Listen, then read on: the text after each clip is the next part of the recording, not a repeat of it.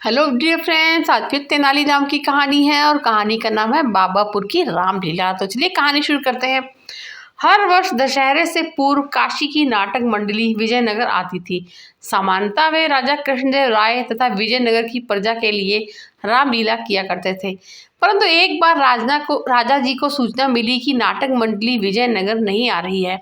इसका कारण यह था कि नाटक मंडली के कई सदस्य बीमार हो गए थे। यह सूचना पाकर राजा बहुत दुखी हुए, क्योंकि दशहरे में अब कुछ ही दिन बाकी थे। इतने कम दिनों में दूसरी नाटक मंडली की भी व्यवस्था नहीं की जा सकती थी।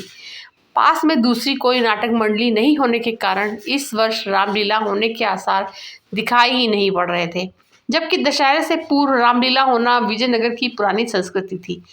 महाराज को इससे दुखी देखकर राजगुरु बोले, महाराज यदि चाहें तो हम रामपुर के कलाकारों को संदेश भेज सकते हैं, परंतु इसमें तो कुछ सप्ताह का समय लगेगा, राजा ने निराश स्वर में कहा। इस पर तेनालीराम बोले, महाराज मैं पास ही एक मंडली को जानता हूँ, वे यहाँ 2 दिन में आ जाएंगे और मुझे विश्वास है कि रामलीला का अच्छा प्रदर्शन करेंगे। ये सुनकर राजा प्रसन्न हुए और तेनालीराम को मंडली को बुलाने की जिम्मेदारी सौंप दी। साथ ही मंडली के रहने और खाने पीने की व्यवस्था का भार भी तेनालीराम के ही सुपुर्द कर दिया गया। शीघ्र ही रामलीला के लिए सारी व्यवस्थाएं शुरू हो गई। रामलीला मैदान साफ हो गया, बड़ा सा मंच बनाया गया, नवरात्र के लिए नगर को सजाया गया। रामलीला देखने के लिए लोग बहुत उत्सुक थे, क्योंकि इसके पूर्व काशी की नाटक मंडली के ना आने की सूचना से वे काफी दुखी थे। परंतु अब कई नई नाटक मंडली के आने की सूचना से उनका उत्साह दुगना हो गया। महल के निकट एक मेला भी लगाया गया।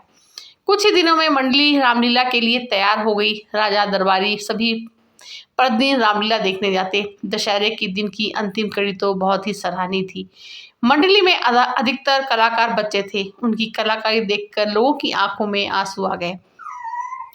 दशहरे के पश्चात राजा ने कुछ मंत्रियों मंडली के सदस्यों को महल में भोजन के लिए बुलाया।